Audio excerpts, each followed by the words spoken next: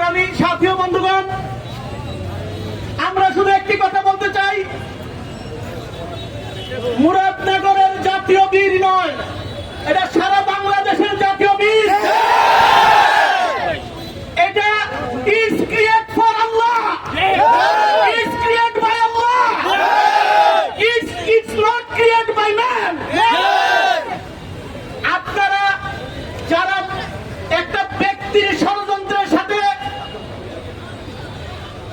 একত্রিত হয়ে আমাদের মুরাদনগরের অহংকার ও গর্ব, ওনার বিরুদ্ধে মিথ্যা অপপ্রচার চালাচ্ছেন, আপনাদের কাছে একটি কথা বলতে চাই,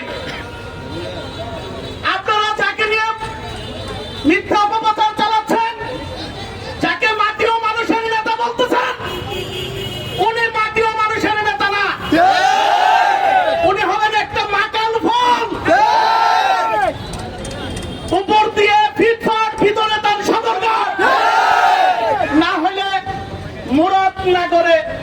মুরাদনগরের সন্তান হিসাবে আমাদেরকে উন্নয়ন থেকে বঞ্চিত করতেন না। এই মুহূর্তে আপনার কথা মতো পদত্যাগ হইলে উনার বিরুদ্ধে যে ষড়যন্ত্র লিপ্ত হয়েছে, আমাদের উন্নয়নগুলো কে করবে? আপনি যদি কিয়ামত পর্যন্ত হায়াত পান, তারপরও আমাদের বীরের মতো এমন বীর খেতাব আপনি পাবেন না। সুতরাং এখনো সময় আছে, আপনি আপনার ভুলগুলো শুধরে মুরাদনগরে ক্ষমা চেয়ে তারপরে রাজনীতি আবার শুরু করেন। এটা জুলাই বিপ্লবের আন্দোলনের পরের রাজনীতি, এটা হুমকি ধমকির রাজনীতি না, রাজনীতির রাজনীতি না। সুতরাং সাবধান, সাবধান। আমাদের জাতীয় বীরদের অনুরোধ করবো, এখন আমাদের আর সময় নেই।